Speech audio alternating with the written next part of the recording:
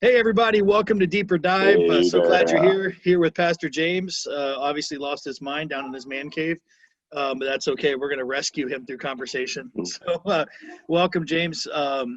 You continued the Emerged New Year series, and I thought it was a fascinating turn. You know, the interesting part about it is sometimes we, pastors on staff, we have sort of an advance notice of what you're going to speak on. You know, we have an idea, and sometimes we don't.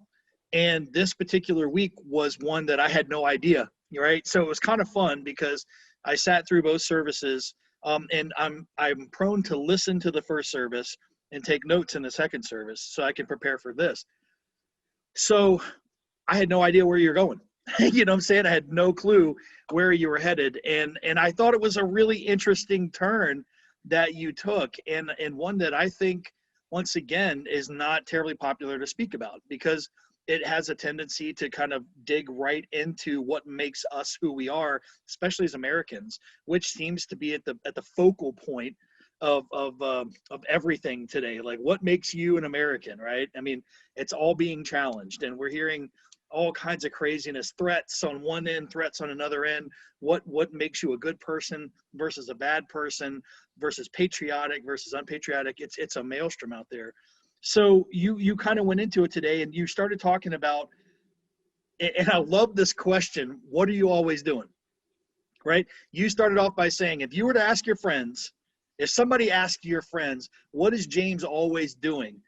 And I swear, I think that would be a great thing to do. You know what I'm saying? Mhm. Like, don't prompt anybody. Just go up and ask them, what am I always doing? And see what they say. And I think, obviously, I think kids would probably give you the best answer because they're not going to lie to you at all. But so where'd you come up with this? I mean, what drove you? I mean, I know the Holy Spirit, but how'd this germinate in you? Well, servants. This idea of service is a big thing to me. Like I told you the sermon today. One of my favorite passages in the Bible is Matthew 25:40. Mm. And as much as you've done it to the least, in fact, I remembered it in King James, I think. And as much as you've done it Yep. to the least of these, you've done it to me. Right. And so this idea of servanthood, and you know, we got two more of these left. I think we have grow left, and there's one more after that.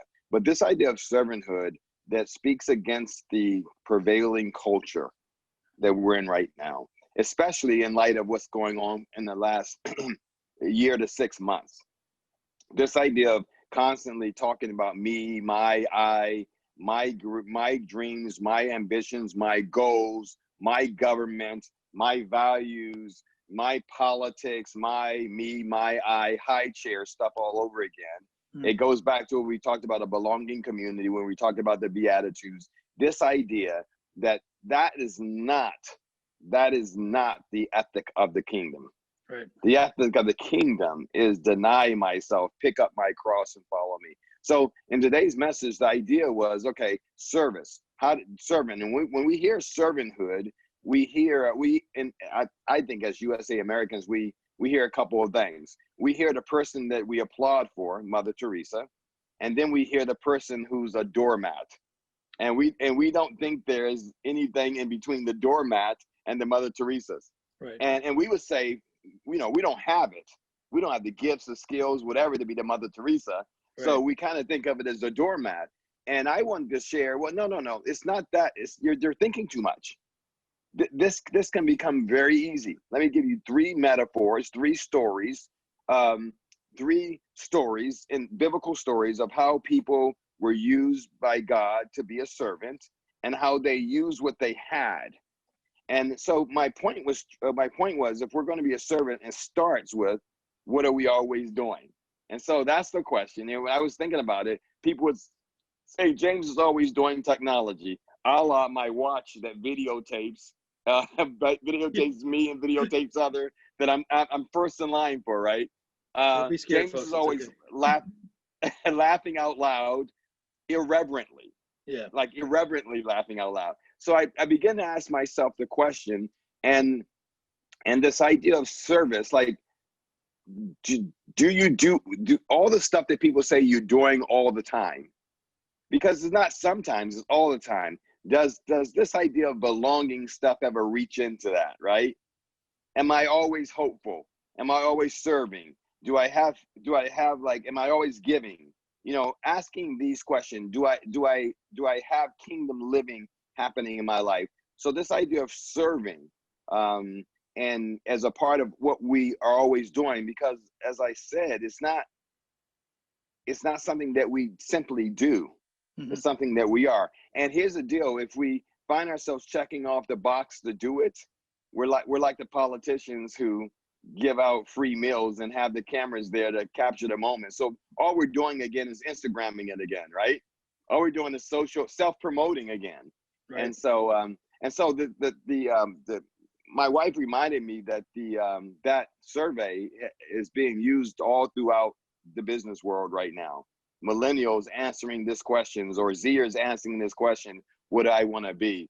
So I thought that was a good way to start it, because it just seems like in this social media culture that we live in, everybody wants to be what they call, I didn't even know there was this, a social media celebrity. They're not a real celebrity. They're a social media And the celebrity. money is unbelievable. Like you actually mentioned it today, and it's mind numbing to think about where a kid, I mean, I've seen them too. They get paid hundreds of thousands of dollars to open boxes and react to the stuff that they get for free. I mean, and the kids, what a job. The kid's dad got hit on it, and the kid's dad is producing him now. So the whole family is in on it. What happens when he gets to his ugly stage? He grows up, becomes a teenager. That's right. Well, the good news about the current culture is there's no such thing as an ugly stage anymore, which is really good. That's right. So at least they did away with that. But I mean, it was crazy like that. But what you said during that moment is so true. You, in that world, you'll never make it unless you're a self-promoter. You know, you've got to be out there shaking trees and getting your name out there all the time. And it's like, you know, back in the day, in the sales world, you had to be good at that also. If you wanted to be a good car salesman or door-to-door salesman, you know, you had to be motivated. You had to constantly introduce yourself as a salesperson. I work here. If you ever need a car or whatever, let me know. But it's on steroids now. I mean, it doesn't matter like what you do. You're constantly promoting yourself, and it's not even a job anymore. It's promoting yourself so you feel better. Right. And I thought that was super interesting to me. It's like, I love the verse that you used, if I could, and I kind of want you to reflect on that a little bit as we sort of just, you know, get into the grips of what we're talking about. I love the Message version of this. It's one of my favorites that he interpreted, Matthew 23:11. Do you want to stand out? Then step down, be a servant.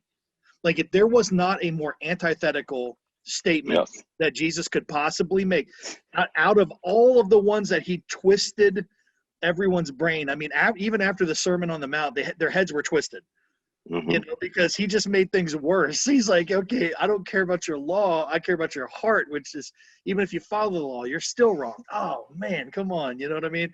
And then about money and about what truth is and all these things that they thought, he just kept messing them up. Right. And this one is the worst, because that society was all about acquiring servants, and so is ours in a lot of ways, right? So like when you sort of read that, what does that say to you, like in your walk, in your life and ministry? Well, it is said to me.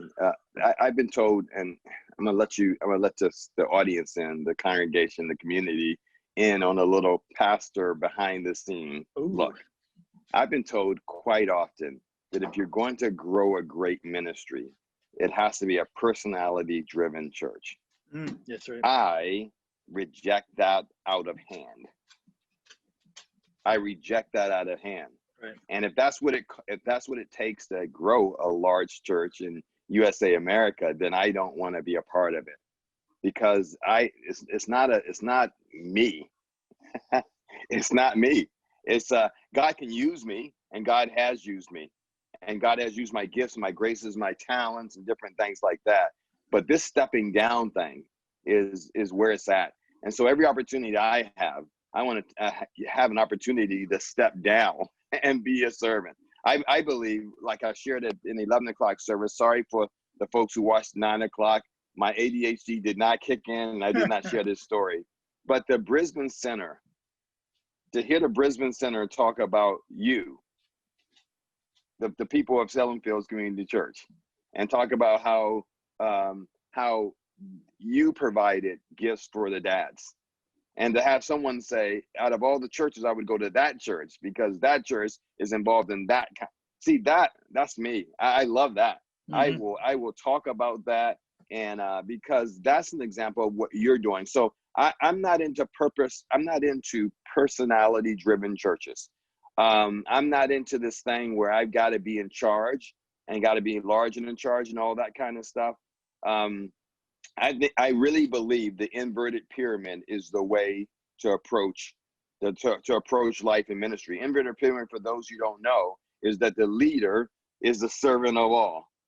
And the leader is a servant of all. The leader's not trying to get to the top and step on other people so he can be at the pinnacle. The leader is at the bottom. And if there's anything that Jesus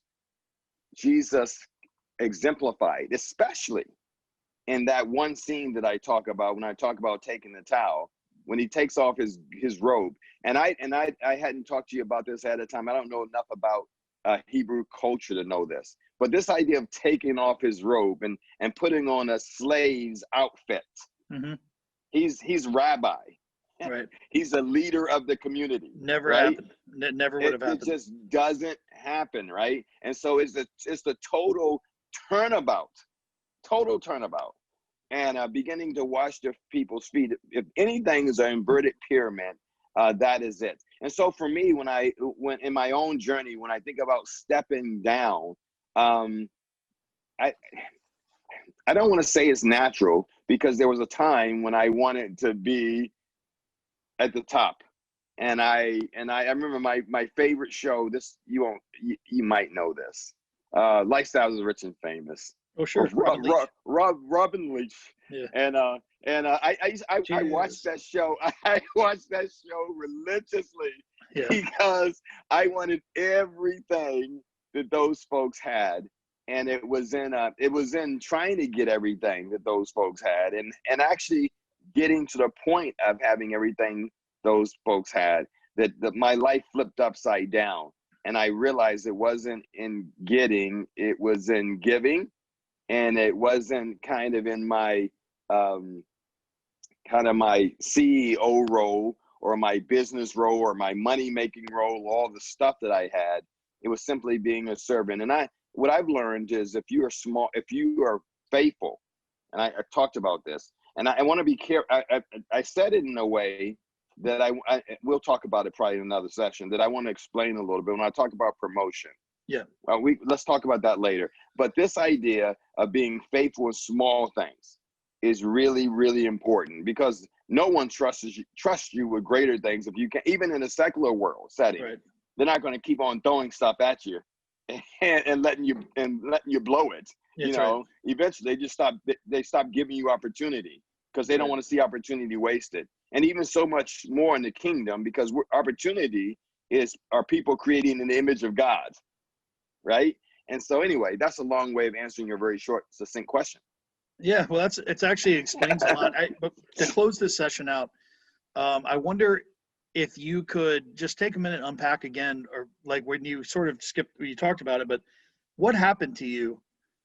What happened to you to make you flip the pyramid? Like when did you get it? Because it's anti-cultural, right? Countercultural, if you will. But when did that happen for you?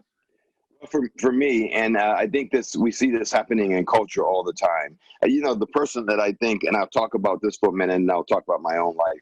The person I see it in the most is let's talk about Bieber. Let's talk about Beliebers or whatever they're called. Beliebers, yeah. Beliebers.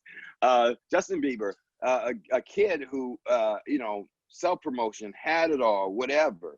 And all of discovered the stuff by YouTube, incidentally. He discovered by YouTube. Yep. He becomes totally empty, and it's not until he starts to work on his life and begin to surrender his life to God, found himself a good Christian wife. It's kind of interesting, right?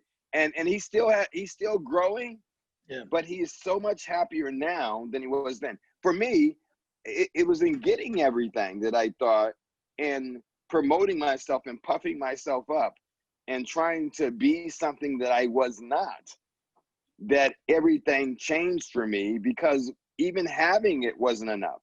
So I think I've said something to the church about the embezzling scheme and having that kind of fall apart and losing everything and being at wit's end, and God speaking to me and saying, "How's it going, Hayward? How's that lifestyle of the rich and famous?" Literally, how's that lifestyle of the rich and famous going? And it I don't know, maybe God creates some people like that. I don't know, but it wasn't me. Yeah. It was going against who I was. I was raised in the church. I had church kingdom values, and it was in that moment that the script flipped for me, and I just decided, because of the grace of God in receiving me as the prodigal son come home, that the rest of my life was going to be about doing what He wanted me to do.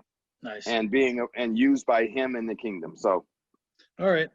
Well, that's good. I mean, I think that's important that people understand, like, what drives you to dig into a message like this is personal experience. And I think that honestly, every true follower of Christ reaches that point as well. You sort of have to, because otherwise you'll never submit. And if you don't submit, you have a hard time being a follower of Jesus, personally speaking. So can I end this segment on something that I noticed? You're in charge.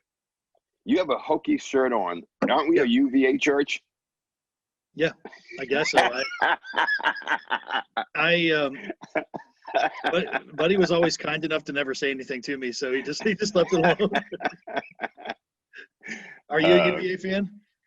I am a UVA fan. Okay, as am I. I'm a University of Maryland fan, but if I choose between the Hokies and UVA, I'm going to choose UVA. Yeah, I'm gonna prove it to you. Watch my screen. You see that place? That's UVA right there. Okay, so that's it. See, I'm a fan. I just wear this because it fits. Don't get twisted. You know what I mean? I'm not a fan of the Hokies. No offense to the Hokies out there. Okay, all right, folks. Thanks for watching the first episode. Come back tomorrow or Wednesday, excuse me, and we're going to dig in more. Wednesday at 2:00. We're going to dig in more into this unsettling message that seems to disrupt everything that we've been taught from childhood. So thanks a lot for that. See you Wednesday.